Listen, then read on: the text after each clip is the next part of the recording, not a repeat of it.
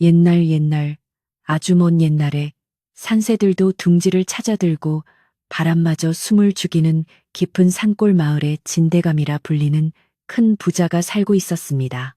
마을 어귀에서부터 고래등 같은 기와집이 보일 정도로 위세가 대단한 집안이었는데 이 댁에는 달처럼 곱고 꽃처럼 아름다운 외동딸 윤서 아기씨가 있었습니다.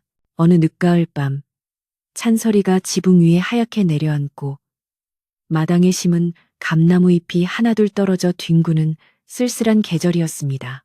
진대감댁 안팎은 대낮처럼 환하게 불을 밝히고 있었는데 내일이 바로 윤서 아기씨가 시집을 가는 날이었기 때문입니다. 하지만 집안을 가득 채운 고소한 음식 냄새와 하인들의 분주한 발걸음 소리에도 불구하고 정작 주인공인 아기씨의 방에서는 웃음소리 대신 깊고 무거운 한숨소리만 새어나오고 있었습니다. 진대감댁의 넓은 마당에는 내일 잔치에 쓸 음식 재료들이 산처럼 쌓여 있었고 솥뚜껑을 여닫는 소리와 그릇 부딪히는 소리가 요란하게 울려 퍼졌습니다.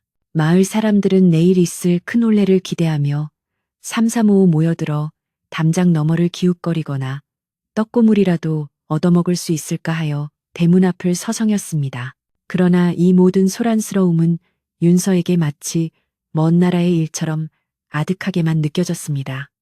그녀는 방 한가운데 놓인 화려한 비단옷을 멍하니 바라보며 앉아 있었습니다.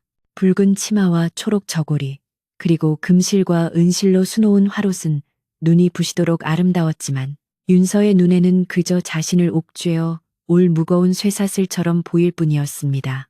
그녀의 마음은 이미 차갑게 식어버린 아궁이의 재처럼 서글프게 내려앉아 있었습니다.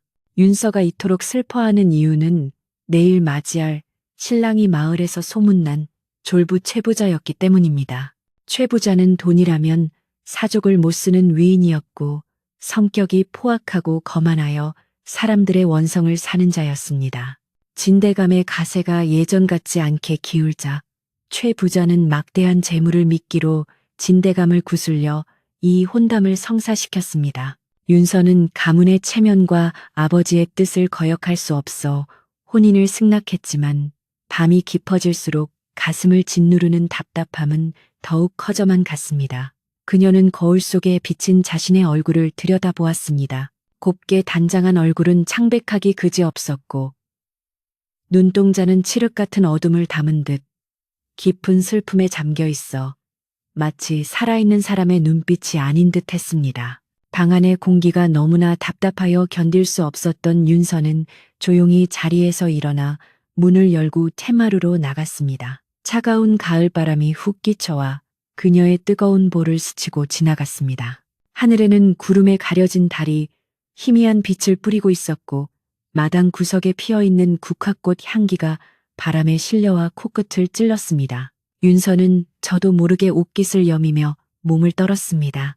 내일이면 이 집을 떠나 낯설고 두려운 곳으로 가야 한다는 사실이 실감나지 않았습니다. 어릴 적부터 뛰어놀던 마당의 흙냄새와 기둥 하나하나에 배어있는 손때가 오늘따라 더욱 애틋하게 느껴졌습니다. 그녀는 기둥에 기대어 서서 자유롭게 하늘을 날아가는 기러기 떼를 부러운 눈길로 쳐다보았습니다.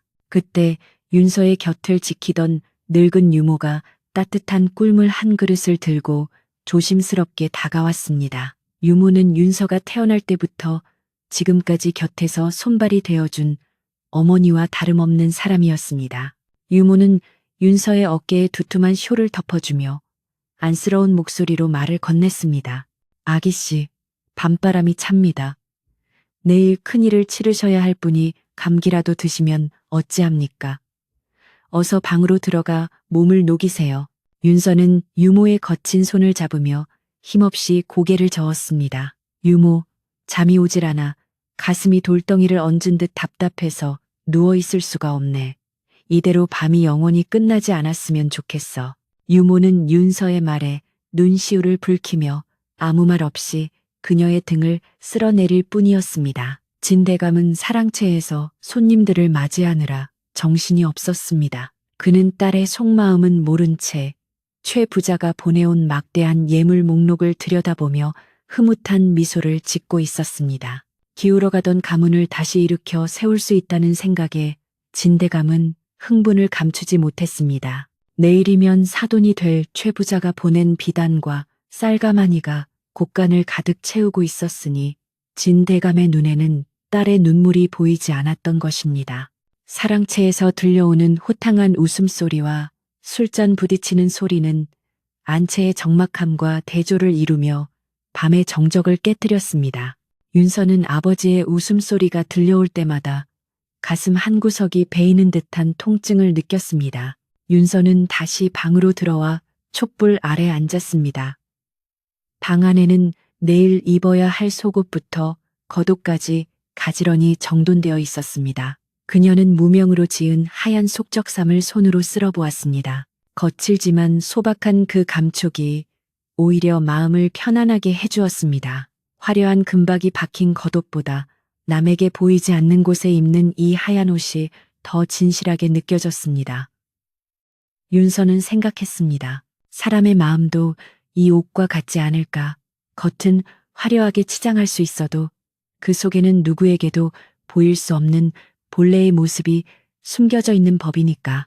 최 부자는 겉으로는 부유하고 당당해 보일지 몰라도 그 속은 비어있는 쭉정이와 같을 것이라고 윤서는 생각했습니다. 시간은 무심하게 흘러 자정이 가까워졌고 마을의 개 짖는 소리마저 잦아들었습니다. 윤서는 내일 새벽같이 일어나 연지 곤지를 찢고 족두리를 써야 했습니다. 하지만 잠은 도무지 올 기미가 보이지 않았습니다. 그녀는 자릿기를 한 모금 마시고 다시 자리에 누웠지만 천장을 바라보는 눈은 말똥말똥했습니다.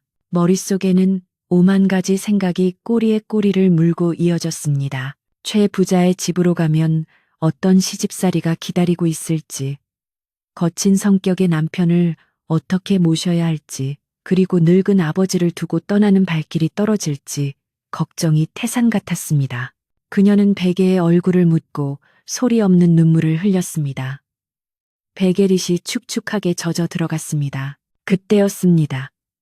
담장 밖에서 바람 소리와는 다른 기묘한 소리가 들려왔습니다. 나뭇가지가 부러지는 소리 같기도 하고 누군가의 발자국 소리 같기도 했습니다. 윤서는 눈물을 닦고 귀를 기울였습니다. 도둑이라도 든 것일까? 아니면 내일 잔치를 구경하러 미리 온 손님일까? 하지만 이 깊은 밤에 남의 집 담장을 기웃거릴 사람은 드물었습니다. 윤서는 불안한 마음이 들었지만 한편으로는 이 숨막히는 긴장감을 깨트려줄 어떤 일이 벌어지기를 은근히 바라는 마음도 있었습니다. 그녀는 자리에서 일어나 문틈으로 밖을 내다보았습니다. 마당에는 청사초롱이 바람에 흔들리며 기괴한 그림자를 만들어내고 있을 뿐 인기척은 보이지 않았습니다. 사실 윤서가 들은 소리는 단순한 바람 소리가 아니었습니다. 마을 어귀에서부터 천천히 걸어온 한 남자의 지팡이 소리였습니다. 그는 눈이 보이지 않는 맹인이었지만 지팡이 하나의 의지에 먼 길을 걸어온 나그네였습니다. 그의 등에는 낡은 대금 하나가 매여 있었고 옷차림은 남루하기 짝이 없었지만 얼굴에는 세상의 풍파를 초월한 듯한 편안함이 서려 있었습니다. 그는 진대감 댁에서 풍겨나오는 음식 냄새와 왁자지껄했던 잔치의 기운을 감지하고 잠시 쉬어갈 곳을 찾아 발걸음을 옮기고 있었던 것입니다. 윤서는 아직 그 존재를 알지 못했지만 운명의 수레바퀴는 서서히 두 사람을 향해 굴러오고 있었습니다. 윤서는 다시 자리에 눕지 못하고 서랍에서 작은 바느질고리를 꺼냈습니다. 마음이 심란할 때는 바느질을 하며 잡념을 없애는 것이 그녀의 버릇이었습니다. 그녀는 하얀 천 조각의 붉은 실로 매화꽃을 수놓기 시작했습니다. 한 땀 한 땀 바늘을 찌를 때마다 복잡했던 머릿속이 조금씩 맑아지는 것 같았습니다. 매화는 추운 겨울을 이겨내고 가장 먼저 꽃을 피우는 강인한 꽃이었습니다. 윤서는 자신도 이 매화처럼 시련을 견뎌내고 언젠가는 향기로운 꽃을 피울 수 있기를 간절히 바랐습니다. 붉은 실이 하얀 천 위를 오가며 꽃잎이 만들어지는 동안 윤서의 마음속에도 작은 희망의 불씨가 피어오르는 듯 했습니다. 새벽닭이 울려면 아직 멀었지만 부엌에서는 벌써부터 부지런한 하인들이 움직이는 소리가 들려왔습니다. 쌀을 씻는 소리, 장작을 패는 소리, 가마솥에 물이 끓는 소리가 정겹게 들려왔습니다. 이 소리들은 평소라면 윤서에게 아침을 알리는 활기찬 신호였겠지만 오늘따라 마치 사형장으로 끌려가는 북소리처럼 들렸습니다. 윤서는 바느질을 멈추고 창문을 열었습니다. 차가운 새벽 공기가 방 안으로 밀려 들어와 촛불을 흔들었습니다. 흔들리는 불꽃 그림자가 벽에 일렁이며 춤을 추었습니다. 윤서는 그 그림자를 바라보며 자신의 운명도 저 촛불처럼 위태롭게 흔들리고 있음을 느꼈습니다. 진대감댁 사랑채에서는 밤늦도록 술판이 벌어졌던 탓에 코를 고는 소리가 드높았습니다. 최부자의 하인들과 진대감의 하인들이 어우러져 마신 술 냄새가 진동을 했습니다. 내일 아침이면 신랑인 최부자가 가마를 타고 당당하게 대문을 들어설 것이었습니다. 윤서는 상상만 해도 몸서리가 쳐졌습니다. 소문에 의하면 최부자는 전처를 둘이나 잃었다고 했습니다. 그들이 왜 죽었는지에 대해서는 흉흉한 소문만 무성할 뿐 정확한 내막을 아는 사람은 없었습니다. 윤서는 자신이 세 번째 희생양이 될지도 모른다는 공포감에 사로잡혔습니다. 그녀는 두 손을 모아 하늘에 기도를 올렸습니다. 부디 제게 살기를 열어주소서. 이 두려움에서 벗어나게 해주소서. 그 시각 마을 입구의 장승 앞에는 아까 그 맹인 악사가 잠시 멈춰 서 있었습니다. 그는 보이지 않는 눈으로 하늘을 올려다보며 바람의 냄새를 맡았습니다. 바람에는 비 냄새가 섞여 있었고 멀리서 개 짖는 소리가 들려왔습니다. 그는 지팡이로 땅을 툭툭 치며 혼잣말을 중얼거렸습니다. 큰 잔치가 있는 집에는 을에 배고픈 영혼들이 모여드는 법이지. 내 비록 눈은 멀었으나 마음의 눈으로 보면 저 집의 기운이 심상치 않구나. 악사는 다시 지팡이를 짚고 진 대감댁을 향해 걸음을 옮겼습니다. 그의 발걸음은 느리지만 거침이 없었고 마치 누군가가 그를 부르기라도 하는 듯 망설임이 없었습니다. 윤서의 방 앞에는 밤새 불을 밝히는 청사초롱이 걸려 있었는데 갑작스러운 돌풍에 초롱불이 꺼져버리고 말았습니다. 갑자기 찾아온 어둠에 윤서는 깜짝 놀라 밖을 내다보았습니다. 칠흑 같은 어둠 속에서 마른 나뭇잎들이 회오리치며 춤을 추고 있었습니다.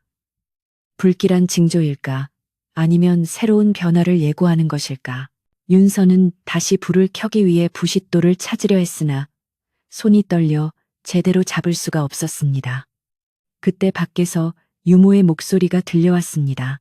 아기씨, 바람이 심하게 부네요. 초롱불이 꺼져서 다시 켜드리러 왔습니다. 유모의 목소리에 윤서는 안도의 한숨을 내쉬었습니다. 유모가 다시 불을 밝히자 방 안은 따뜻한 주황색 빛으로 가득 찼습니다. 유모는 윤서의 얼굴을 살피며 걱정스러운 듯 말했습니다. 아기씨, 얼굴이 반쪽이 되셨네요.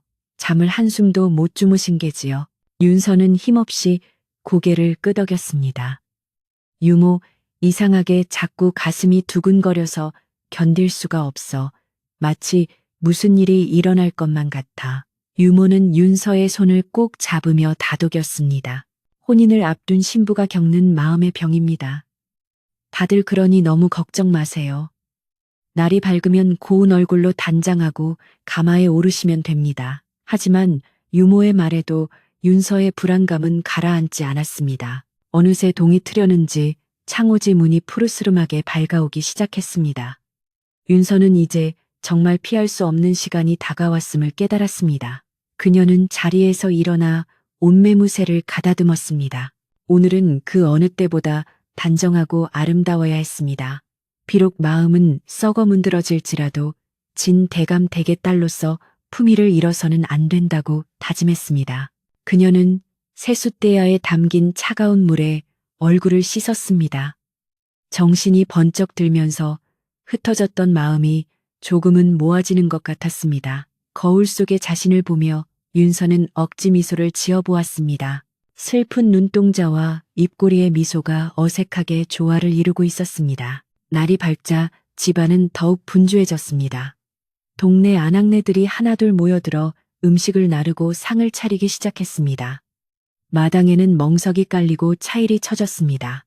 홀레복을 입혀줄 수모도 도착하여 윤서의 방으로 들어왔습니다. 수모는 윤서의 고운 자태를 칭찬하며 호들갑을 떨었지만 윤서는 그저 인형처럼 가만히 앉아 있을 뿐이었습니다. 얼굴에 하얗게 분을 바르고 입술에 붉은 연지를 찍자 윤서의 얼굴은 마치 가면을 쓴 것처럼 생기가 없어 보였습니다. 화려한 족두리가 머리 위에 얹어지자 목이 뻐근할 정도로 무게가 느껴졌습니다. 이것이 바로 가문의 무게이자 그녀가 평생 짊어지고 가야 할 짐의 무게였습니다. 그때 대문 밖이 소란스러워지더니 왁자지껄한 소리가 들려왔습니다. 신랑 측 하객들이 도착하기 시작한 모양이었습니다. 거드름을 피우며 들어오는 사람들의 목소리 사이로 날카롭고 거만한 목소리가 들려왔습니다. 바로 최 부자의 목소리였습니다. 이보게 장인어른, 내 오늘을 위해 특별히 비단 100피를 더 가져왔네. 어서 문을 활짝 여시게. 최 부자의 목소리는 집안 전체를 쩌렁쩌렁 울렸고 듣는 사람들의 눈살을 찌푸리게 만들었습니다. 윤서는 그 목소리를 듣는 순간 심장이 덜컥 내려앉는 것 같았습니다. 이제 정말 돌이킬 수 없는 현실이 눈앞에 닥친 것입니다. 하지만 운명은 때로 짓궂은 장난을 치기도 하고 예기치 않은 곳에서 구원의 손길을 보내기도 하는 법입니다. 최 부자의 요란한 등장과 함께 대문 한쪽 구석으로 아까 그 맹인 악사가 조용히 들어서고 있었습니다. 화려한 옷을 입은 하객들 사이에서 그의 남루한 행색은 단연 눈에 띄었습니다. 하인들이 그를 발견하고 막아서려 했지만 악사는 개의치 않고 마당 한가운데를 향해 나아갔습니다. 그의 눈은 빛을 잃었으나 그의 귀는 그 어떤 사람보다 예민하게 열려 있었습니다. 그는 이 집안의 감도는 묘한 긴장감과 윤서가 있는 방 쪽에서 흘러나오는 슬픔의 파동을 감지하고 있었습니다. 마당에 들어선 악사는 잠시 걸음을 멈추고 깊게 숨을 들이마셨습니다. 고소한 전 냄새와 독한 술 냄새, 그리고 사람들의 탐욕스러운 웃음 냄새가 뒤섞여 비릿한 악취를 풍기고 있었습니다. 그는 지팡이를 고쳐 잡으며 생각했습니다. 화려한 잔치 뒤에 숨겨진 눈물을 닦아줄 이는 누구인가? 내가 가진 것이라고는 이 낡은 필이 하나뿐이지만 누군가에게는 위로가 될 수 있지 않을까? 악사는 하인들의 제지에도 아랑곳하지 않고 마당 한쪽에 자리를 잡으려 했습니다. 그때 최 부자의 눈에 이 거슬리는 불청객이 들어왔습니다. 윤서는 방 안에서 바깥의 동정을 살피고 있었습니다. 갑자기 밖이 소란스러워지며 누군가 고함을 치는 소리가 들렸습니다.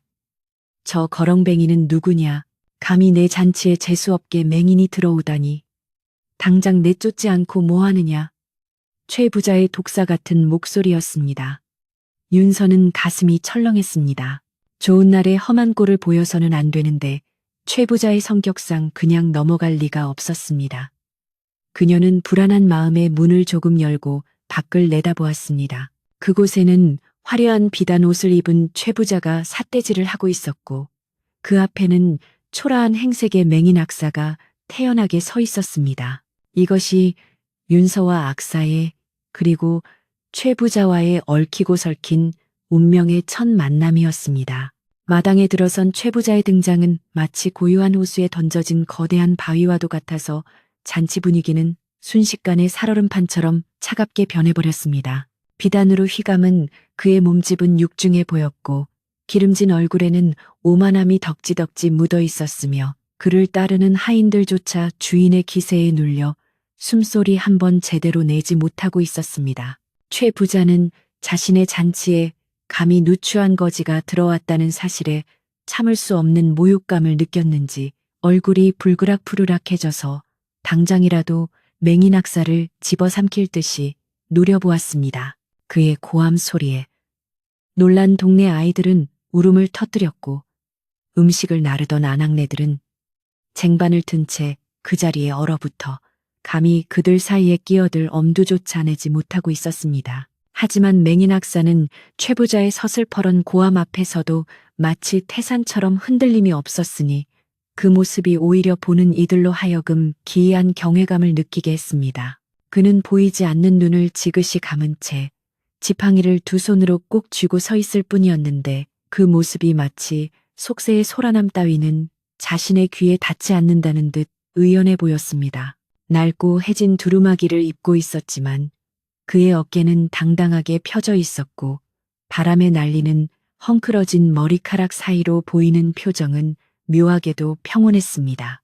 최 부자가 뿜어내는 거친 살기와 악사가 풍기는 고요한 정적은 마당 한가운데서 팽팽하게 대치하며 숨막히는 긴장감을 만들어내고 있었습니다. 최 부자는 자신의 위세에도 눈 하나 깜짝하지 않는 맹인의 태도에 더욱 화가 치밀어 올랐는지 성큼성큼 다가가 맹인의 면전에 대고 삿대질을 해대기 시작했습니다.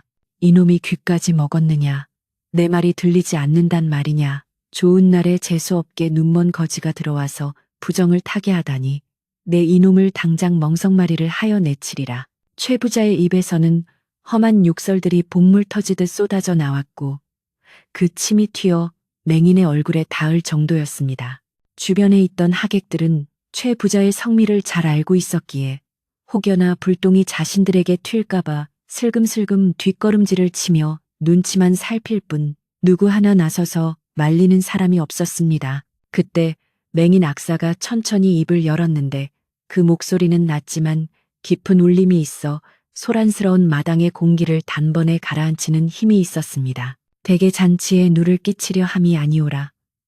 먼 길을 오다 목이 말라 물 한 모금 얻어 마시고자 들렀을 뿐입니다. 부처님도 지나가는 나그네에게는 자비를 베푸신다 하였는데 하물며 사람의 도리로서 물 한 잔 인심이 그리도 박하단 말입니까? 악사의 말은 틀린 곳 하나 없이 전곡을 찌르는 말이었으나 이미 이성을 잃은 최 부자의 귀에는 기름에 불을 붓는 격이 되고 말았습니다.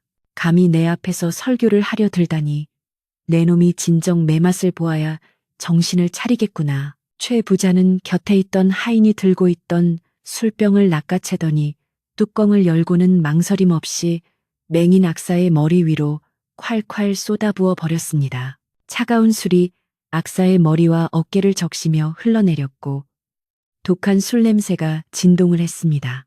악사는 흠뻑 젖은 채로 잠시 몸을 움찔했을 뿐 여전히 자리를 뜨지 않고 묵묵히 그 모욕을 견디어내고 있었습니다. 젖은 머리카락에서 술방울이 뚝뚝 떨어져 마른 땅을 적셨고 그 모습을 지켜보던 마을 사람들은 너무나도 잔인한 처사의 입을 다물지 못하고 경악했습니다. 하지만 최 부자는 그것으로도 분이 풀리지 않는지 빈술병을 바닥에 내동댕이 치며 깨뜨려 버렸습니다. 방 안에서 문틈으로 이 모든 광경을 지켜보고 있던 윤서는 입을 틀어막으며 주저앉고 말았습니다. 심장이 덜컥 내려앉는 충격과 공포가 그녀의 온몸을 휘감았습니다. 저 사람이 바로 내일이면 나의 지아비가 될 사람이란 말인가. 힘없는 사람에게 저토록 잔인하게 구는 자가 과연 나에게는 따뜻할 수 있을까. 윤서의 머릿속에는 최 부자에 대한 막연한 불안감이 명확한 공포와 혐오감으로 바뀌어 자리 잡았습니다. 그녀는 비단 옷을 입고 거드름을 피우는 최 부자보다 술에 젖은 채로도 흐트러짐 없이 서 있는 저 맹인 악사가 훨씬 더 품이 있어 보인다는 사실에 전율했습니다. 윤서는 더 이상 지켜보고만 있을 수가 없어서 떨리는 목소리로 유모를 불렀습니다. 유모, 제발 저분을 도와주세요. 이대로 두다가는 최 부자가 저분에게 무슨 짓을 더 할지 모릅니다. 저분을 몰래 뒤뜰 별채로 모셔서 씻을 물과 옷을 내어드리세요. 윤서의 눈에는 눈물이 그렁그렁 맺혀 있었습니다.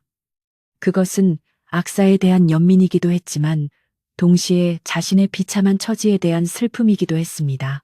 유모는 아기 씨의 간절한 부탁에 고개를 끄덕이며 서둘러 방을 나섰습니다. 유모 역시 최 부자의 행패에 혀를 내두르고 있던 터라 아기 씨의 결정이 100번 옳다고 생각했습니다. 유모는 빠른 걸음으로 마당으로 나가 최 부자와 악사 사이를 가로막으며 최대한 공손하고 부드러운 목소리로 말을 건넸습니다. 아이고, 최 대감마님, 참으십시오. 내일이 대사인데 태진 일이 생기면 부정탄다고 어른들이 그러시지 않습니까? 이 사람은 제가 알아서 내보낼 테니 대감마님께서는 노여움을 푸시고 안으로 드시지요. 유모는 능숙하게 최 부자의 기분을 맞추면서도 상황을 정리하려 애썼습니다. 부정이 탄다는 말에 최 부자는 멈칫하더니 찜찜한 표정으로 옷을 털어내며 씩씩거렸습니다. 그래, 내일이 잔치니 내 참는 것이다. 당장 내 눈앞에서 저 재수 없는 놈을 치워라. 최 부자가 씩씩거리며 사랑채로 발걸음을 돌리자 팽팽했던 긴장이 풀리며 사람들이 안도의 한숨을 내쉬었습니다. 유모는 재빨리 하인들을 시켜 맹인 악사를 부축하게 하고는 사람들의 눈을 피해 뒤뜰에 있는 조용한 별채로 그를 이끌었습니다. 악사는 유모의 손길에 거부하지 않고 순순히 따라갔습니다. 술에 젖은 옷이 차가운 바람에 닿아 몸이 떨려올 법도 한데 그는 묵묵히 걸음을 옮길 뿐이었습니다. 유모는 그의 손을 잡으며 작게 속삭였습니다. 어르신 놀라셨지요. 저희 아기씨께서 모시라 하셨으니 안심하시고 따라오십시오. 악사는 보이지 않는 눈으로 유모가 있는 쪽을 향해 고개를 숙여 감사를 표했습니다. 별채는 평소 손님들이 묵는 곳이었지만 오늘은 혼례 준비로 모두 본체에 모여 있어 텅 비어 있었습니다. 유모는 악사를 따뜻한 아랫목에 앉히고는 급히 아궁이에 불을 지피고 씻을 물을 데우기 시작했습니다. 타닥타닥 장작 타는 소리가 고요한 별채에 울려 퍼지자 악사의 온몸도 조금씩 녹아내리는 듯 했습니다. 그는 젖은 두루마기를 벗어 한쪽에 개어놓고 대금을 소중하게 무릎 위에 올려놓았습니다. 그의 손은 거칠고 투박했지만 대금을 어루만지는 손길만은 마치 갓난아이를 다루듯 섬세하고 조심스러웠습니다. 그 모습에서 유모는 이 사람이 예사 거지가 아님을 직감했습니다. 유모는 따뜻한 물이 담긴 대야와 깨끗한 수건, 그리고 진대감의 옛 옷 중에서 가장 수수한 것으로 골라 가져왔습니다. 어르신, 물이 따뜻하니 우선 씻으시고 이 옷으로 갈아입으십시오. 술 냄새가 고약하여 견디기 힘드실 겁니다. 유모는 정성껏 악사에 씻는 것을 도왔습니다. 따뜻한 물수건으로 얼굴과 손을 닦아내자 흙먼지와 술 자국에 가려져 있던 악사의 본래 얼굴이 드러나기 시작했습니다. 놀랍게도 그는 꽤나 단정하고 기품 있는 이목구비를 가지고 있었습니다. 비록 눈은 빛을 잃어 촌나였으나 오똑한 코와 굳게 담은 입술에서는 강직한 선비의 기운이 느껴졌습니다. 깨끗한 옷으로 갈아입고 머리를 정돈한 악사는 조금 전 마당에서 수모를 당하던 거지와는 전혀 다른 사람처럼 보였습니다. 유모는 내심 감탄하며 부엌에서 갓 지은 밥과 따뜻한 국을 한 상 차려내왔습니다. 시장하실 텐데 어서 드십시오. 저희 아기씨께서 특별히 챙기라 하셨습니다. 악사는 밥상을 앞에 두고 잠시 합장을 한 뒤 숟가락을 들었습니다. 며칠을 굶었을 것이 분명함에도 그는 허겁지겁 먹지 않고 한 숟가락씩 천천히 그리고 감사히 음식을 씹어 넘겼습니다. 밥알 하나도 흘리지 않고 깨끗이 비우는 그의 식사 예절은 양반집 자제 못지 않았습니다. 식사를 마친 후 유모는 숭늉을 건네며 조심스럽게 물었습니다.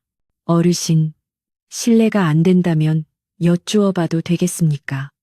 보아하니 글도 아시는 분 같은데 어찌하여 이런 험한 꼴로 떠돌아 다니시는지요. 악사는 따뜻한 숭중 그릇을 두 손으로 감싸쥐며 씁쓸한 미소를 지었습니다. 세상의 이치를 눈으로 보려다 실패하고 이제는 귀로 세상의 소리를 담으려 떠도는 중입니다. 눈이 보일 때는 보지 못했던 것들이 눈이 멀고 나니 비로소 보이더군요. 그의 말은 알듯 모를 듯 심오하여 유모는 고개를 갸웃거렸지만 그 목소리에 담긴 진심만은 느낄 수 있었습니다. 유모는 별채를 나와 다시 안채로 향했습니다. 윤서 아기 씨가 걱정하고 있을 것이 분명했기 때문입니다. 안채로 돌아오는 길에 사랑채 쪽을 보니 최 부자는 벌써 술에 취해 고래고래 소리를 지르며 노래를 부르고 있었습니다. 그 천박한 노랫소리는 밤하늘의 정적을 깨트리며 듣는 이의 눈살을 찌푸리게 했습니다. 유모는 혀를 차며 윤서의 방으로 들어갔습니다. 윤서는 여전히 잠들지 못하고 초조하게 유모를 기다리고 있었습니다.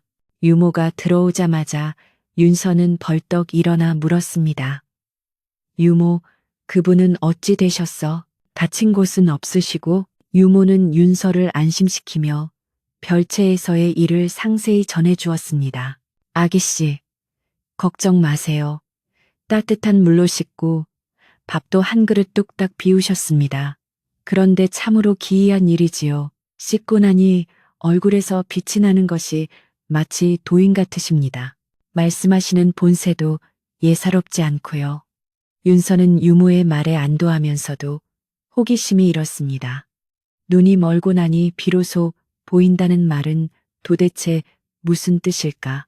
윤서는 최 부자의 겉모습과 악사의 속마음을 비교하며 깊은 생각에 잠겼습니다. 유모는 윤서의 이불을 봐주며 나지막이 그러나 뼈 있는 한마디를 던졌습니다. 아기씨, 옛말에 눈뜬 장님보다 마음이 밝은 맹인이 낫다고 했습니다.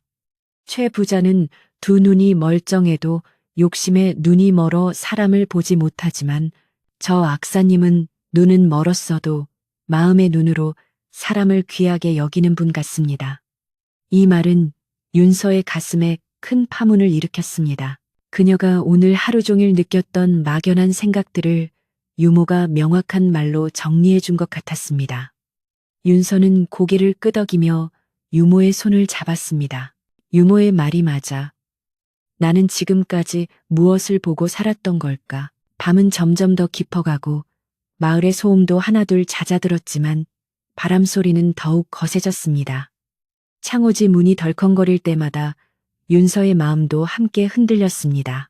내일이면 저 탐욕스러운 최 부자의 아내가 되어야 한다는 사실이 이제는 단순한 슬픔을 넘어 끔찍한 형벌처럼 느껴졌습니다. 그녀는 벽에 걸린 화려한 화롯을 다시 한번 쳐다보았습니다.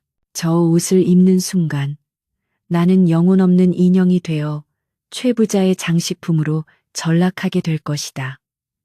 윤서는 숨이 막혀오는 답답함에 가슴을 치며 눈물을 흘렸습니다. 그때 멀리 별채 쪽에서 바람을 타고 가느다란 소리가 들려오기 시작했습니다. 처음에는 바람 소리인 줄 알았으나 귀를 기울일수록 그것은 분명한 선율을 가지고 있었습니다. 그것은 피리 소리였습니다.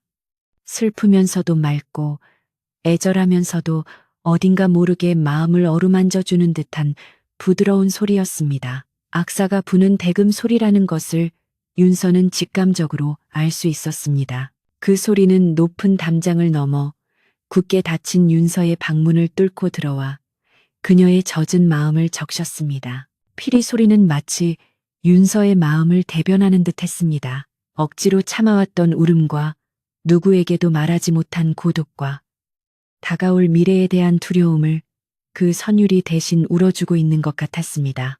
윤서는 자리에서 일어나 창문을 활짝 열었습니다. 차가운 밤 공기와 함께 피리 소리가 더욱 선명하게 밀려 들어왔습니다. 사랑채에서 들려오던 최 부자의 코 골며 자는 소리와는 비교할 수 없을 만큼 그 소리는 청아하고 고결했습니다. 윤서는 홀린 듯이 쇼를 걸치고 방문을 나섰습니다. 발걸음은 저절로 별채를 향하고 있었습니다.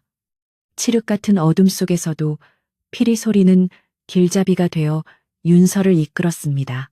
마당의 그림자들은 마치 도깨비처럼 일렁였지만 윤서는 두려움을 느끼지 못했습니다. 오직 저 소리의 주인을 만나야겠다는 생각, 그에게 위로받고 싶다는 간절한 마음만이 그녀를 움직이게 했습니다. 그녀는 조심스럽게 발소리를 죽이며 별채의 마루 밑까지 다가갔습니다. 방문에는 은은한 등불 그림자가 비치고 있었고 그 그림자 속에서 악사는 꼿꼿이 앉아 대금을 불고 있었습니다. 별채 앞에 다다르자 피리 소리는 뚝 그쳤습니다. 마치 윤서가 온 것을 이미 알고 있었다는 듯이 정막이 감도는 가운데 방 안에서 나지막하고 차분한 목소리가 흘러나왔습니다. 잠 못 이루는 밤, 바람이 귀한 손님을 모시고 왔군요. 밖에 계신 분이 혹 이 집의 주인이신 아기 씨가 아니십니까? 윤서는 깜짝 놀라 숨을 멈추었습니다. 발소리 하나 내지 않았는데 어찌 알았을까? 그녀는 떨리는 목소리로 대답했습니다. 예, 그렇습니다. 피리 소리가 너무나 구슬퍼져도 모르게 이곳까지 오게 되었습니다. 방문이 스르르 열리고 등불 아래 단정히 앉아있는 악사의 모습이 보였습니다. 그는 윤서 쪽을 향해 정중히 고개를 숙였습니다. 누추한 곳까지 발걸음을 하게 하여 송구합니다. 허나 아기 씨의 발걸음 소리에 담긴 한숨이 제 피리 소리보다 더 깊어 그냥 지나칠 수가 없었습니다. 악사의 말 한마디 한마디는 윤서의 다친 마음의 빗장을 열어젖히는 열쇠와도 같았습니다. 윤서는 문지방을 넘어 방 안으로 들어설 용기를 얻었습니다. 이것이 두 사람의 진정한 첫 대면이었으며 길고 긴 밤의 이야기가 시작되는 순간이었습니다. 별채의 작은 방은 밖에서 불어오는 세찬 바람 소리와는 대조적으로 고요하기 그지없었고 방 한 구석에 놓인 촛불 하나만이 위태롭게 흔들리며 두 사람의 그림자를 벽에 길게 들이우고 있었습니다. 맹인 악사는 윤서가 방 안으로 들어와 자리를 잡고 앉을 때까지 미동도 하지 않고 대금을 무릎 위에 올려둔 채 정자세를 유지하고 있었습니다. 윤서는 조심스럽게 방석 위에 앉으며 눈앞에 있는 이 남자가 비록 눈은 보이지 않으나 자신의 모든 움직임을 꿰뚫어 보고 있다는 기이한 느낌을 받았습니다.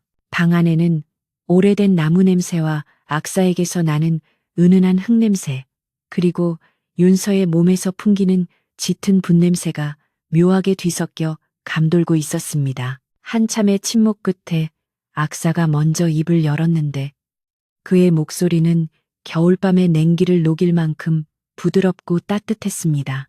귀한 옷자락이 스치는 소리가 유난히 무겁게 들리는 것을 보니 마음의 짐이 옷의 무게보다 더하신 듯합니다. 내일이면 온 마을이 축복할 신부님께서 어찌하여 잠 못 이루고 이 누추한 곳까지 오셨습니까? 윤서는 자신의 속마음을 들킨 것 같아 잠시 당황했으나 곧 마음을 가라앉히고 솔직하게 대답했습니다.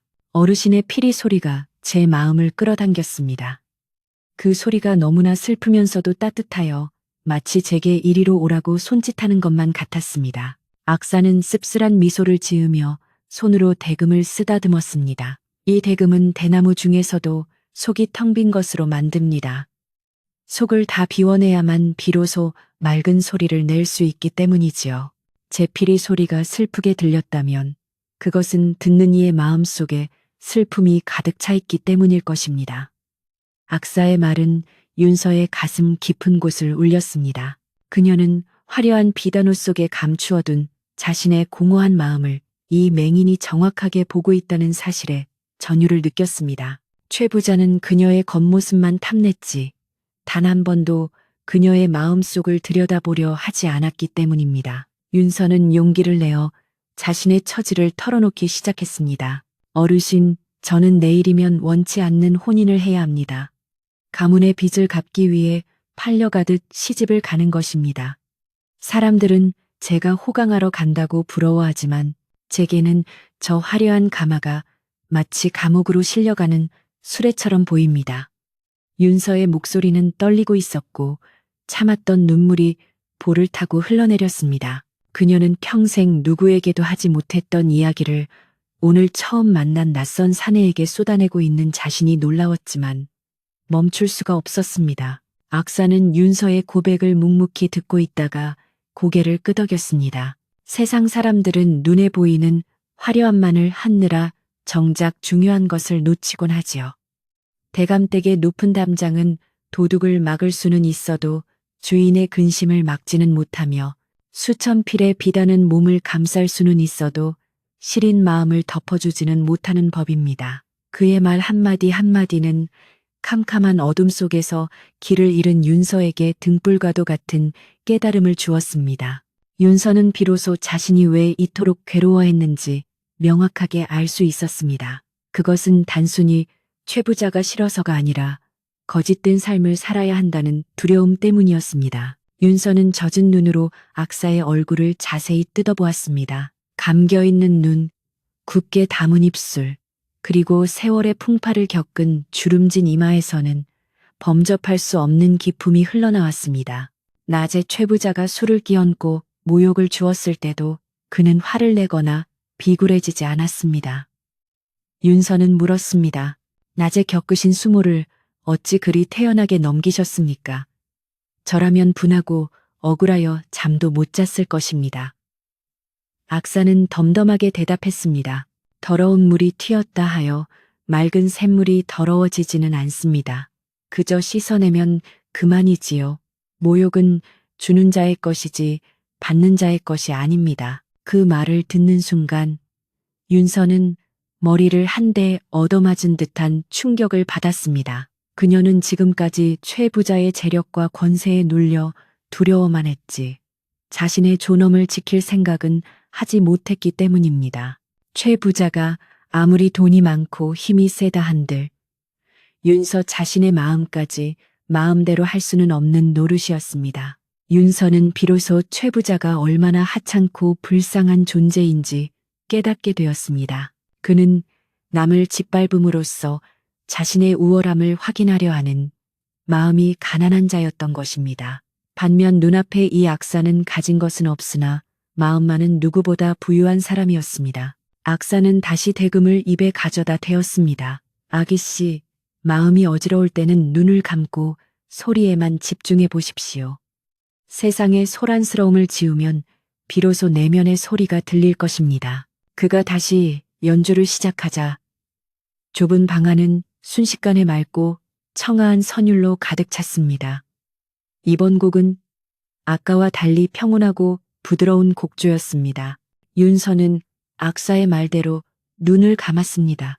그러자 신기하게도 눈앞에 펼쳐져 있던 답답한 현실이 사라지고 푸른 초원과 시원한 바람, 그리고 자유롭게 날아다니는 새들의 모습이 그려졌습니다. 피리 소리는 윤서의 영혼을 다참매고 있던 밧줄을 하나씩 풀어주는 듯 했습니다. 그녀는 상상 속에서 무거운 족두리를 벗어던지고 거추장스러운 화롯을 벗어버린 채 맨발로 들판을 달리고 있었습니다. 그곳에는 탐욕스러운 최부자도 체면만 중시하는 아버지도 없었습니다. 오직 윤서 자신과 자연만이 존재할 뿐이었습니다. 음악이 절정에 다다랐을 때 윤서는 가슴속 깊은 곳에서 뜨거운 무언가가 솟구쳐 오르는 것을 느꼈습니다. 그것은 다름 아닌 살고 싶다는 강렬한 열망이었습니다. 연주가 끝나고 여운이 길게 남을 때까지 두 사람은 아무 말도 하지 않았습니다. 정적 속에서 들리는 것은 오직 심장 뛰는 소리뿐이었습니다. 윤서는 천천히 눈을 떴습니다. 촛불은 거의 다 타들어가고 있었지만 그녀의 눈빛은 그 어느 때보다 밝게 빛나고 있었습니다. 그녀는 결심을 굳힌 듯 단호한 목소리로 말했습니다. 어르신, 저는 이제야 제가 가야 할 길을 알 것 같습니다. 저는 거짓된 껍데기를 쓰고 사느니 진실한 알몸으로 세상에 부딪히겠습니다. 악사는 보이지 않는 눈으로 윤서를 응시하며 미미하게 웃었습니다. 꽃은 피어야 할 때를 알고 피어납니다. 아기 씨의 마음속에 이미 꽃망울이 맺혔으니 어떤 바람이 불어도 그 꽃은 피어날 것입니다. 악사는 윤서의 결심을 지지해 주었습니다. 그는 윤서가 어떤 선택을 하든 그것이 그녀의 영혼을 위한 최선의 선택임을 믿어 의심치 않는 듯 했습니다. 윤서는 이 낯선 사내에게서 아버지에게서도 느껴보지 못한 깊은 신뢰와 사랑을 느꼈습니다. 그것은 남녀 간의 정욕이 아니라 인간 대인간으로서 나누는 영혼의 교감이었습니다. 새벽이 가까워오자 다구는 소리가 멀리서 들려왔습니다. 이제 곧 날이 밝으면 윤서는 다시 저 소란스러운 세상으로 나가야 했습니다. 하지만 방을 들어올 때의 두려움은 이제 눈 씻고도 찾아볼 수 없었습니다. 그녀는 자리에서 일어나 악사에게 큰 절을 올렸습니다. 어르신, 오늘 밤의 가르침을 평생 잊지 않겠습니다. 부디 내일 혼례청에 오셔서 저의 마지막 선택을 지켜봐 주십시오.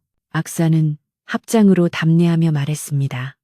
제 귀가 허락하는 한 아기 씨의 목소리를 듣고 있을 것입니다. 두려워 말고 나아가십시오. 윤서는 별채를 나와 다시 자신의 방으로 향했습니다. 차가운 새벽 공기가 상쾌하게 느껴졌습니다. 마당에는 어젯밤의 광풍으로 떨어진 나뭇잎들이 뒹굴고 있었지만 윤서의 눈에는 그마저도 아름답게 보였습니다. 모든 것이 변한 것은 없었지만 윤서의 마음이 변하자 세상이 달라 보였습니다. 그녀는 사랑채 쪽을 바라보았습니다. 최 부자는 여전히 술에 취해 잠들어 있을 것이었습니다. 윤서는 그를 향해 조소 섞인 미소를 지었습니다. 당신은 돈으로 내 몸을 살 수는 있어도 내 영혼은 결코 살 수 없을 것이다. 방으로 돌아온 윤서는 벽에 걸린 화롯을 다시 보았습니다. 어제까지만 해도 저 옷은 공포의 대상이었지만 이제는 그저 한낱 천조각에 불과해 보였습니다. 그녀는 거울 앞에 앉아 자신의 얼굴을 들여다보았습니다. 밤새 한잠도 자지 못했지만 피부는 맑고 눈빛은 형형했습니다. 그녀는 서랍 깊숙한 곳에서 작은 가위를 꺼냈습니다. 그리고 망설임 없이 자신의 긴 머리카락 끝을 조금 잘라내어 봉투에 담았습니다. 이것은 과거에 유약했던 자신과의 이별을 고하는 의식이었습니다. 날이 완전히 밝자 진대감 댁은 다시 전쟁터처럼 분주해졌습니다. 하인들은 마당을 쓸고 닦느라 바빴고 부엌에서는 떡과 고기를 찌는 냄새가 진동했습니다. 수모가 방문을 열고 들어와 호들갑을 떨었습니다. 아이고, 아기씨. 어쩜 이리도 곱게 일어나 계십니까? 오늘은 세상에서 제일 예쁜 신부가 되실 겁니다. 윤서는 수모의 말에 아무런 대꾸도 하지 않고 묵묵히 몸을 맡겼습니다. 수모가 얼굴에 분을 바르고 연지 곤지를 찍는 동안 윤서는 마음속으로 칼을 갈고 있었습니다. 진대감은 아침 일찍부터 사랑채에서 최 부자를 맞이할 준비를 하고 있었습니다. 그는 딸이 밤새 어떤 고민을 했는지 별채에서 무슨 일이 있었는지 꿈에도 모른 채 그저 오늘 들어올 예물 생각에 입이 귀에 걸려 있었습니다. 최 서방 어서 오게나. 내 딸을 자네에게 주게 되어 영광이네. 진대감의 목소리는 허공에 흩어졌습니다.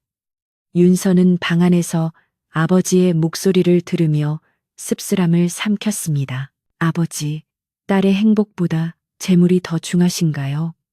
오늘 제가 보여드릴 것은 아버지가 기대하는 것과는 다를 것입니다. 마당에는 하객들이 구름처럼 몰려들었습니다. 마을 사람들뿐만 아니라 인근 고을의 유지들까지 모두 모였습니다. 최 부자가 자신의 재력을 과시하기 위해 온 동네방네 소문을 낸 탓이었습니다. 사람들은 웅성거리며 신랑 신부가 나오기를 기다렸습니다. 드디어 최 부자가 사모관대를 하고 위풍당당하게 나타났습니다. 그의 얼굴은 어젯밤의 숙취로 붉게 달아올라 있었지만 표정만은 천하를 다 얻은 듯 거만했습니다. 그는 하객들에게 손을 흔들며 으스대었습니다. 그때 행렬의 뒤편 구석자리에 어제 금행인 악사가 조용히 자리를 잡고 앉아 있는 것이 보였습니다. 하인들이 그를 발견하고 쫓아내려 했지만 윤서의 유모가 나서서 말렸습니다. 오늘은 좋은 날이니 그냥 두게 저분도 축하하러 오신 손님이 아닌가. 유모는 윤서의 뜻을 알고 있었기에 악사가 잘 보이는 곳에 앉을 수 있도록 배려해 주었습니다. 악사는 소란스러운 잔치 한가운데서도 마치 외딴 섬처럼 고요하게 앉아 귀를 기울이고 있었습니다. 드디어 신부가 입장할 차례가 되었습니다. 집사가 목청 높여 외쳤습니다. 신부 입장. 문이 열리고 윤서가 수모의 부축을 받으며 천천히 걸어 나왔습니다. 화려한 화롯을 입고 족두리를 쓴 그녀의 모습은 눈부시게 아름다워 하객들은 일제히 탄성을 질렀습니다. 최 부자는 침을 꿀꺽 삼키며 윤서를 바라보았습니다. 저 아름다운 여자가 이제 내 것이 된다는 생각에 그는 희열을 느꼈습니다. 하지만 윤서의 발걸음은 신랑이 있는 곳이 아닌 마당 한가운데서 멈추어 섰습니다. 사람들은 의아해하며 수군거렸습니다. 아니, 신부가 왜 저기 멈춰서 있는 거지? 너무 긴장해서 그런가? 수모가 당황하여 윤서의 팔을 잡아 끌려 했지만 윤서는 수모의 손을 부드럽게 뿌리쳤습니다. 그리고 천천히 고개를 들어 주위를 둘러보았습니다. 그녀의 시선은 탐욕스러운 최부자, 당황한 아버지, 그리고 구석에 앉아있는 맹인 악사를 차례로 스치고 지나갔습니다.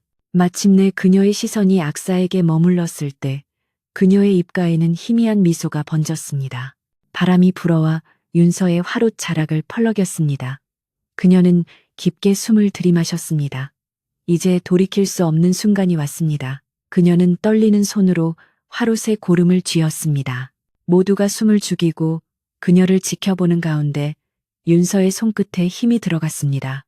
이것은 단순한 옷고름을 푸는 것이 아니라 그녀를 쫓아매던 운명의 사슬을 끊어내는 행위였습니다.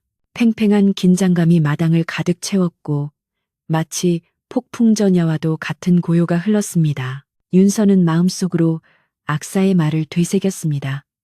껍데기를 벗어던져라. 그녀는 이제 그 말을 실천에 옮기려 하고 있었습니다. 최 부자는 영문을 모른 채 멍하니 서 있었고 진 대감은 불안한 눈빛으로 딸을 바라보았습니다. 과연 윤서는 이 수많은 사람들 앞에서 어떤 선택을 할 것인가? 악사는 보이지 않는 눈으로 허공을 응시하며 다가올 파동을 이미 감지하고 있는 듯 지팡이를 꽉 쥐었습니다. 마당을 가득 메운 하객들의 시선이 일제히 윤서의 손끝에 집중된 가운데 마침내 윤서는 굳게 담은 입술을 열지 않은 채 천천히 화롯의 앞대 고름을 잡아당겼습니다. 매듭이 스르르 풀리는 소리는 그 어떤 천둥 소리보다도 크게 진 대감의 귓가에 울렸고 이를 지켜보던 최 부자의 눈은 경악으로 크게 찢어질 듯 벌어졌습니다. 화려하게 수놓아진 붉은 화롯이 윤서의 어깨에서 흘러내려 바닥으로 툭 떨어지자 마치 붉은 꽃잎이 시들어 땅에 뒹구는 듯한 처연한 모습이 연출되었습니다.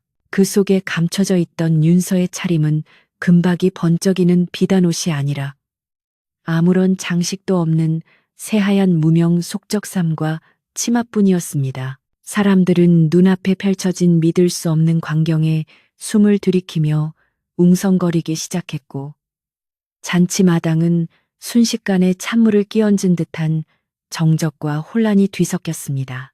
신부가 혼례청에서 겉옷을 벗어던지고 소복에 가까운 속옷 차림으로 서 있다는 것은 당대에는 상상조차 할 수 없는 파격이자 가문에 대한 정면 도전이었습니다. 하얀 옷을 입은 윤서의 모습은 마치 세상의 모든 때를 씻어낸 듯 눈부시게 순결해 보였지만 동시에 서슬퍼런 결기가 서려 있어 누구도 함부로 입을 열지 못하게 하는 위험이 있었습니다. 윤서는 떨어진 화롯을 거들떠보지도 않고 당당하게 고개를 들어 멍하니 서 있는 아버지를 바라보았습니다. 아버지, 소녀는 오늘 이 화려한 껍데기를 벗고 제 본연의 모습으로 아버님 앞에 섰습니다. 이 비단옷이 저를 감쌀 수는 있어도 제 영혼을 팔아넘길 수는 없습니다. 윤서의 목소리는 떨리고 있었지만 그 울림은 마당 구석구석까지 명확하게 전달되었습니다. 진대감은 딸의 돌발 행동에 얼굴이 사색이 되어 어찌할 바를 몰랐고 입을 뻐끔거릴 뿐 아무런 말도 하지 못했습니다. 가문의 명예와 재물을 위해 딸을 희생시키려 했던 자신의 욕심이 저 하얀 옷을 입은 딸 앞에서 낱낱이 발가벗겨지는 듯한 부끄러움을 느꼈기 때문입니다. 그때 충격에서 깨어난 최부자가 불그락푸르락한 얼굴로 고래고래 고함을 지르며 앞으로 뛰쳐나왔습니다. 이게 무슨 해괴망측한 짓이냐. 다 된 밥에 재를 뿌려도 유분수지. 네가 정녕 미친 것이냐. 감히 내 앞에서 옷을 벗어던지고 망신을 주다니. 네가 정녕 죽고 싶어 환장을 한 게로구나. 최 부자는 분노를 이기지 못해 윤서의 멱살이라도 잡을 기세로 달려들었고 하인들은 당황하여 그를 말리지도 못한 채 발만 동동 구르고 있었습니다. 최 부자의 거친 숨소리와 악에 바친 욕설이 신성해야 할 혼례청을 난장판으로 만들었습니다. 하지만 윤서는 다가오는 최부자를 피하지 않고 똑바로 응시하며 차가운 목소리로 말했습니다.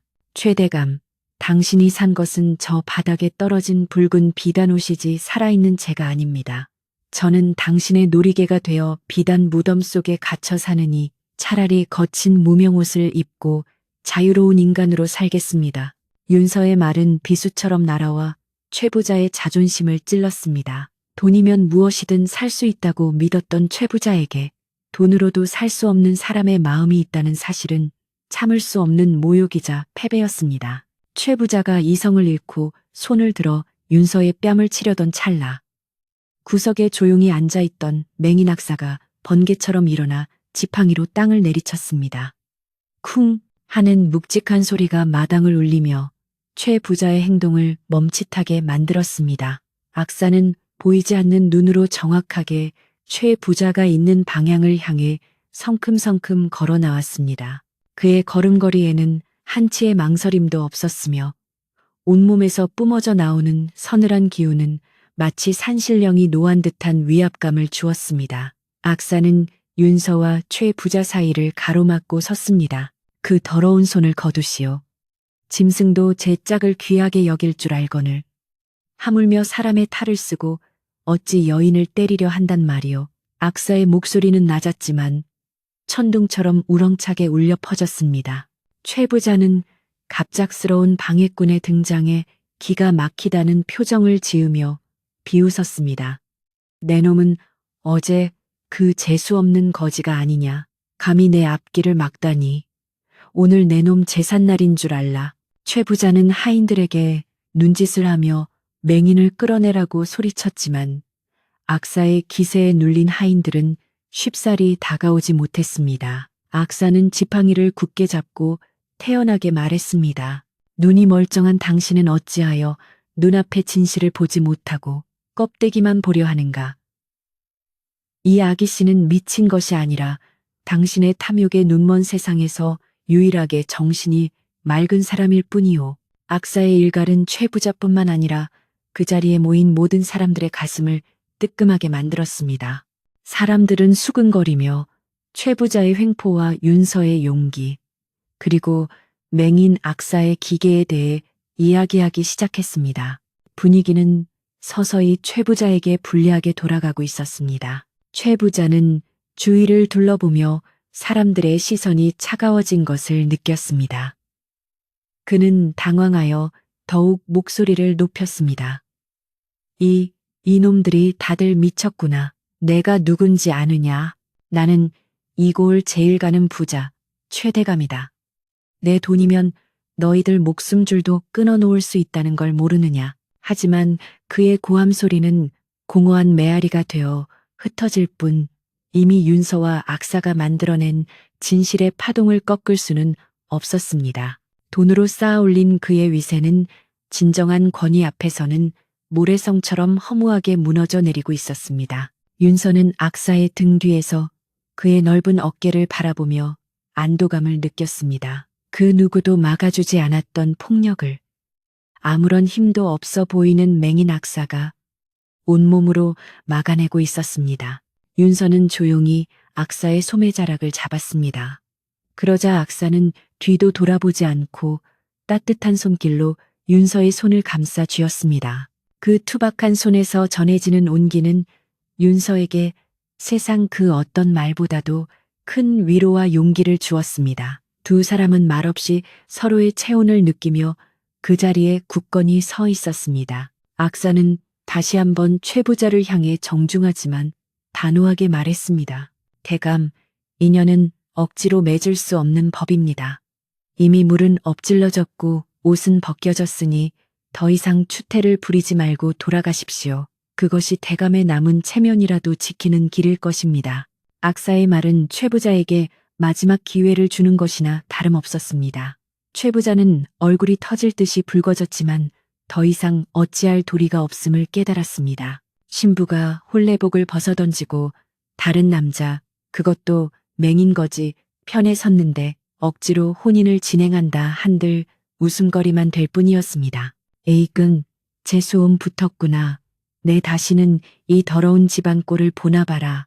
최 부자는 바닥에 침을 뱉으며 씩씩거렸습니다. 그는 분을 사귀지 못해 바닥에 떨어진 화롯을 발로 짓밟으며 화풀이를 했습니다. 그 모습은 참으로 옹졸하고 비열해 보여 지켜보던 하객들마저 혀를 찼습니다. 최 부자는 씩씩거리며 하인들을 이끌고 대문 밖으로 사라졌습니다. 그가 타고 왔던 가마와 싣고 왔던 예물들도 썰물처럼 빠져나갔습니다. 마당에는 먼지만이 뿌옇게 일어났다가 가라앉았습니다. 최 부자가 떠나고 나자 마당에는 기묘한 침묵이 흘렀습니다. 진 대감은 털썩 주저앉아 망연자실한 표정으로 허공을 응시했습니다. 그의 꿈이었던 부귀영화가 한순간에 물거품이 되어 사라진 것입니다. 하지만 한편으로는 가슴 한구석에 묵직하게 자리 잡고 있던 죄책감이 사라지는 것을 느꼈습니다. 그는 떨리는 눈으로 딸 윤서를 바라보았습니다. 윤서는 여전히 하얀 속옷 차림으로 맹인 악사의 곁에 서서 자신을 바라보고 있었습니다. 그 모습이 낯설면서도 어릴 적 티 없이 맑았던 딸의 모습을 다시 보는 것 같아 가슴이 아려왔습니다. 하객들은 하나둘 자리에서 일어나 돌아갈 채비를 했습니다. 잔치는 끝났고 기대했던 떡과 고기는 맛보지 못했지만 그들은 평생 잊지 못할 희귀한 구경을 했다며 수군거렸습니다. 어떤 이들은 윤서의 무모함을 비웃기도 했지만 대부분의 사람들은 그녀의 용기에 감탄하며 고개를 끄덕였습니다. 저런 기계 있는 여인이라면 맹인 남편을 데리고도 굶어 죽지는 않을게야. 사람들은 저마다 한마디씩 던지며 대문을 나섰고 왁자지껄했던 집안은 빠르게 고요를 되찾아갔습니다. 윤서는 하객들이 모두 떠난 뒤 천천히 악사의 앞에 무릎을 꿇었습니다. 그리고 떨리는 목소리로 말했습니다. 어르신, 저는 오늘 비단옷을 버리고 어르신의 지팡이가 되기를 선택했습니다. 가진 것은 없으나 어르신의 눈이 되어 세상을 함께 걸어가고 싶습니다. 부디 저를 거두어 주시겠습니까? 윤서의 고백은 꾸밈이 없고 진실했습니다. 악사는 보이지 않는 눈을 윤서 쪽으로 향하며 잠시 깊은 생각에 잠긴 듯 했습니다. 악사는 천천히 몸을 굽혀 윤서를 일으켜 세웠습니다. 아기씨, 가시밭길이 될 것입니다. 비단길을 마다하고 어찌 자갈밭을 걸으려 하십니까? 악사의 목소리에는 염려와 미안함이 섞여 있었습니다. 하지만 윤서는 단호하게 고개를 저었습니다. 비단길 끝에 낭떠러지가 있다면 그것은 죽음의 길입니다. 자갈밭이라도 함께 걷는 이가 있다면 그곳이 꽃길입니다. 윤서의 확고한 의지의 악사는 더 이상 거절하지 못하고 부드럽게 미소를 지었습니다. 그렇다면 제 지팡이가 아니라 제 동반자가 되어 주십시오. 그때 멍하니 앉아있던 진 대감이 비틀거리는 걸음으로 두 사람에게 다가왔습니다. 그의 눈에는 눈물이 고여 있었습니다. 윤서야, 이 못난 애비를 용서해다오. 내 눈이 멀어 너를 사지로 몰아넣을 뻔했구나. 진 대감은 딸의 손을 잡고 흐느껴 울었습니다. 윤서는 아버지의 등을 토닥이며 위로했습니다. 아버지, 이제라도 깨달으셨으니 되었습니다. 저는 이제야 비로소 숨을 쉬고 살 것 같습니다. 진 대감의 눈물은 그동안 가문을 짓누르던 허영과 탐욕을 씻어내는 회개의 눈물이었습니다. 유모는 부엌에서 따뜻한 꿀물을 타와 세 사람에게 건넸습니다. 아이고, 대감마님도 참, 이제 다 지나간 일입니다.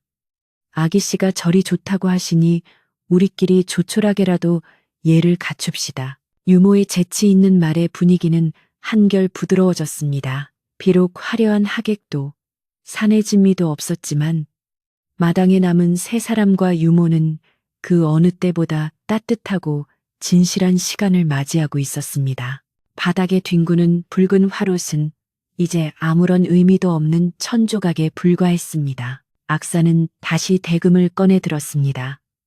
소란스러웠던 마당의 기운을 정화하고 새로운 시작을 축복하는 곡조를 연주하기 시작했습니다. 피리 소리는 가을바람을 타고 담장을 넘어 멀리 퍼져나갔습니다. 마을 사람들은 멀리서 들려오는 그 피리 소리를 들으며 진대감 댁의 혼사가 깨졌음에도 불구하고 기이하게도 평온한 기운이 느껴진다고 생각했습니다. 윤서는 그 선율에 맞춰 마음속으로 춤을 추었습니다. 이제 그녀는 누군가의 인형이 아니라 자신의 삶을 주체적으로 살아가는 한 인간으로 다시 태어난 것입니다. 저녁이 되자 유모는 사랑채가 아닌 안채의 작은 방에 조촐한 저녁상을 차렸습니다. 밥 한 그릇과 나물 몇 가지, 그리고 맑은 국이 전부였지만 윤서에게는 그 어떤 잔치상보다 귀하고 맛있는 밥상이었습니다. 진대감과 악사, 그리고 윤서는 한 상에 둘러앉아 밥을 먹었습니다. 처음에는 어색했지만 악사의 소박하고 지혜로운 이야기들이 오가면서 웃음꽃이 피어났습니다. 진대감은 맹인 사위의 학식과 인품에 감탄하며 자신이 겉모습만 보고 사람을 판단했음을 뼈저리게 후회했습니다. 밤이 깊어지자 윤서는 마당에 나가 찢어진 화롯을 주워 들었습니다. 그리고 아궁이 불 속에 그 옷을 던져 넣었습니다. 활활 타오르는 불길을 보며 윤서는 과거의 자신과 완전히 작별했습니다. 붉은 비단이 재가 되어 사라지는 동안 윤서의 마음속에는 새로운 희망의 불씨가 피어올랐습니다. 그녀는 이제 더 이상 귀부인이 아니었지만 그 어느 때보다 고귀한 영혼을 가진 여인이 되었습니다. 불길은 따뜻하게 타올라 윤서의 얼굴을 붉게 물들였고 그녀의 옆에는 든든한 맹인 남편이 서 있었습니다. 다음 날 아침 윤서와 악사는 짐을 꾸렸습니다. 진대감은 섭섭해하며 붙잡았지만 두 사람은 조용한 곳에서 새 삶을 시작하고 싶어 했습니다. 윤서는 아버지를 안심시키며 약속했습니다. 아버지, 자주 찾아뵙겠습니다. 건강히 계세요. 두 사람은 화려한 가마 대신 튼튼한 다리로 많은 예물 대신 서로의 손을 꼭 잡고 대문을 나섰습니다. 마을 어귀를 돌아나가는 그들의 뒷모습은 초라해 보일지 몰라도 그들 위로 쏟아지는 아침 햇살은 그 누구보다도 찬란하게 빛나고 있었습니다. 마을을 벗어나 산길로 접어들자 공기는 더욱 맑고 상쾌했습니다. 악사는 익숙하지 않은 길이었지만 윤서가 그의 눈이 되어 돌부리를 알려주고 나뭇가지를 치워주었습니다. 여보, 저기에 예쁜 들꽃이 피었어요. 바람 냄새가 참 좋지요? 윤서가 제잘거리면 악사는 미소로 화답했습니다. 당신의 목소리가 내게는 꽃향기보다 더 향기롭소. 두 사람의 대화는 끊이지 않았고 발걸음은 가벼웠습니다. 그들은 세상의 편견과 시선을 뒤로하고 오직 둘만이 아는 행복의 나라로 걸어가고 있었습니다. 어느덧 해가 뉘엿뉘엿 넘어가고 그들은 산중턱에 있는 작은 빈집을 발견했습니다. 오랫동안 사람이 살지 않아 허름했지만 두 사람이 살기에는 충분히 아늑해 보였습니다. 악사는 지팡이로 집기둥을 두드려보며 만족해했습니다. 뼈대가 튼튼하니 조금만 손보면 살만하겠소. 윤서는 소매를 걷어붙이고 청소를 시작했습니다. 비록 몸은 고단했지만 마음만은 날아갈 듯 가벼웠습니다. 이것이 바로 그녀가 꿈꾸던 진짜 삶의 시작이었습니다. 세월은 흐르는 강물과 같아서 어느덧 소란스러웠던 그날의 일은 사람들의 입에서 입으로 전해지는 옛 이야기가 되었고 계절은 몇 번이나 바뀌어 다시 서늘한 바람이 부는 늦가을이 돌아왔습니다.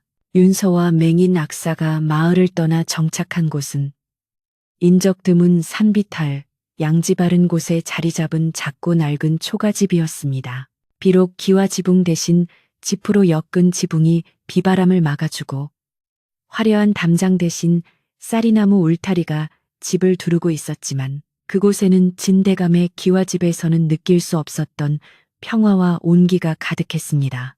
마당 한 구석에는 윤서가 직접 심은 국화꽃이 노란 꽃망울을 터뜨려 그윽한 향기를 내뿜고 있었고 처마 밑에는 겨우내 먹을 시래기가 꾸들꾸들하게 말라가고 있었습니다. 윤서의 모습 또한 예전과는 많이 달라져 있었습니다. 금실로 수놓은 비단옷과 무거운 가채는 온데간데 없고 움직이기 편한 무명 저고리와 남색 치마를 입고 머리는 단정하게 쪽을 찐 모습이었습니다. 귀한 집 아기씨로 자라 거친 일이라고는 해본 적 없던 그녀의 손은 이제 제법 투박해졌고 손끝에는 흙물이 배어 있었지만 그 손은 그 어느 때보다 강인하고 아름다워 보였습니다. 그녀는 텃밭에 쭈그리고 앉아 배추를 묶으며 이마에 맺힌 땀방울을 옷소매로 훔쳤습니다. 힘든 노동의 대가로 얻은 수확물들을 바라보는 그녀의 눈빛에는 남이 차려준 밥상을 받을 때는 알지 못했던 뿌듯함과 생기가 넘쳐 흘렀습니다. 집안에서는 낭낭하게 글 읽는 소리가 들려왔습니다. 맹인 남편은 비록 앞을 보지 못했으나 머릿속에 들어있는 학식이 깊고 풍부하여 마을 아이들에게 글을 가르치고 있었습니다. 처음에는 맹인이 무엇을 가르치겠냐며 반신반의하던 마을 사람들도 아이들이 예의를 배우고 글을 익혀오는 것을 보고는 쌀이며 반찬을 들고 찾아와 배움을 청하게 되었습니다. 남편은 대청마루에 앉아 아이들에게 천자문을 외게하고 때로는 재미있는 옛날 이야기를 들려주며 아이들의 꿈을 키워주고 있었습니다. 아이들의 까르르 넘어가는 웃음소리가 마당에 울려 퍼질 때면 윤서는 일손을 멈추고 흐뭇한 미소를 지으며 그 풍경을 바라보곤 했습니다. 점심나절이 지나고 아이들이 모두 돌아가면 집 주변은 다시 고요해지고 바람소리와 새소리만이 가득 찼습니다. 남편은 지팡이를 짚고 마당으로 나와 윤서가 일하는 텃밭 쪽으로 걸음을 옮겼습니다. 보이지 않아도 그는 바람의 냄새와 소리만으로 윤서가 어디에 있는지 정확하게 알 수 있었습니다. 여보, 오늘은 볕이 참 좋지요. 국화 향기가 진하게 나는 것을 보니 가을이 깊은 모양이요. 남편이 다정하게 말을 건네면 윤서는 하던 일을 멈추고 남편의 손을 잡았습니다. 네, 당신 말씀대로 하늘은 높고 볕은 따뜻해서 일하기에 딱 좋은 날이에요. 조금만 더 하면 겨울 준비는 다 끝날 것 같아요. 두 사람은 나란히 덴마루에 걸터 앉아 잠시 휴식을 취했습니다. 남편은 더듬더듬 윤서의 손을 찾아 잡고는 거칠어진 그녀의 손바닥을 어루만졌습니다. 고운 비단을 만지던 손이 호미를 잡느라 이렇게 거칠어졌구려. 내 눈이 멀어 당신을 고생시키는 것 같아 마음이 아프오. 남편의 목소리에는 미안함과 애틋함이 묻어났습니다. 하지만 윤서는 고개를 저으며 남편의 어깨에 머리를 기대었습니다. 아니에요. 비단은 차갑고 미끄러웠지만 흙은 따뜻하고 정직해요. 저는 지금의 제 손이 훨씬 더 자랑스럽습니다. 그리고 당신이 곁에 있어주니 저는 아무것도 부러울 것이 없어요. 해가 뉘엿뉘엿 서산으로 넘어가기 시작하면 산골 마을에는 저녁 짓는 연기가 모락모락 피어오르기 시작했습니다. 윤서는 부엌으로 들어가 아궁이에 불을 지폈습니다. 타닥타닥 장작이 타오르는 소리와 함께 구수한 밥 냄새와 된장국 끓는 냄새가 좁은 부엌을 가득 채웠습니다. 화려한 산해진미는 없었지만 직접 농사지은 쌀과 텃밭에서 갓 따온 채소로 만든 음식은 그 어떤 진수성찬보다 귀했습니다. 윤서는 보글보글 끓는 찌개 간을 보며 오늘 하루도 무사히 보낼 수 있음에 감사했습니다. 불빛에 비친 그녀의 얼굴은 평온하고 따뜻해 보였습니다. 남편은 방 안에서 대금을 꺼내 들고 한 곡조 뽑기 시작했습니다. 저녁놀이 붉게 물드는 시간, 구슬프면서도 평온한 대금 소리가 산자락을 타고 흘러내려갔습니다. 마을 사람들은 일을 마치고 집으로 돌아가다가 그 소리를 듣고 잠시 발걸음을 멈추었습니다. 저기 산 밑에 사는 맹인 선생이 피리를 부나 보군. 소리가 어찌 저리 맑을까. 마음이 깨끗한 사람이니 소리도 맑은 게지. 사람들은 한때 윤서를 비웃거나 동정했지만 이제는 두 사람의 소박하지만 진실한 행복을 부러워하며 존경의 눈빛을 보내고 있었습니다. 최 부자의 집은 여전히 크고 화려했지만 그곳에서는 밤마다 고성이 오가고 하인들이 도망치는 일이 잦다는 소문이 돌았습니다. 윤서는 소반에 정성껏 차린 저녁상을 들고 방으로 들어갔습니다. 하얀 쌀밥과 구수한 시래기 된장국, 그리고 잘 익은 김치 한 보시기가 전부였지만 두 사람에게는 왕의 수라상 부럽지 않은 만찬이었습니다. 여보, 식사하세요. 오늘은 당신이 좋아하는 물을 넣어 국을 끓였어요. 윤서가 숟가락을 쥐어주자 남편은 환하게 웃으며 받아들었습니다. 당신 솜씨는 날이 갈수록 좋아지는구려. 냄새만 맡아도 침이 고이니 말이오. 두 사람은 오순도순 이야기를 나누며 밥을 먹었습니다. 숟가락 부딪히는 소리와 도란도란 나누는 말소리가 방 안을 따뜻하게 데웠습니다. 식사를 마친 후 남편은 윤서에게 재미있는 이야기를 들려주었습니다. 옛날 어느 현자가 벼슬을 버리고 산으로 들어간 이야기, 욕심 많은 부자가 황금을 샀다가 그림자만 쫓게 된 이야기 등 그의 입에서 나오는 이야기들은 단순한 옛날 이야기가 아니라 삶의 지혜가 담긴 보석과도 같았습니다. 윤서는 바느질감을 무릎에 놓고 남편의 이야기에 귀를 기울였습니다. 촛불 아래서 바늘땀을 뜨며 듣는 남편의 목소리는 윤서에게 세상에서 가장 편안한 자장가이자 교훈이었습니다. 그녀는 생각했습니다. 만약 내가 그때 비단옷을 벗지 않았더라면 지금쯤 차가운 방에서 외로움에 떨고 있었겠지. 어느 날은 진대감이 하인을 시켜 쌀과 비단을 보내오기도 했습니다. 처음에는 딸이 고생하는 것이 안쓰러워오라고 성화를 부렸던 진대감도 두 사람이 행복하게 사는 모습을 보고는 마음을 놓은 것이었습니다. 윤서는 아버지가 보낸 물건들을 마을의 더 어려운 이웃들에게 나누어 주었습니다. 우리에게는 밥 세 끼 먹을 양식이면 족합니다. 남는 것은 나누는 것이 도리지요. 남편 또한 윤서의 뜻을 기특하게 여기며 동의했습니다. 가진 것을 움켜쥐려 할 때는 마음이 가난해지지만 손을 펴서 나누면 마음이 풍요로워진다는 것을 두 사람은 몸소 실천하며 살고 있었습니다. 깊은 밤이 찾아오고 둥근 보름달이 떠올라 초가집 마당을 환하게 비추었습니다. 창호지 문에 비친 달빛은 은은하고 부드러웠습니다. 남편은 방문을 열고 캔마루에 앉아 달빛을 향해 얼굴을 들었습니다.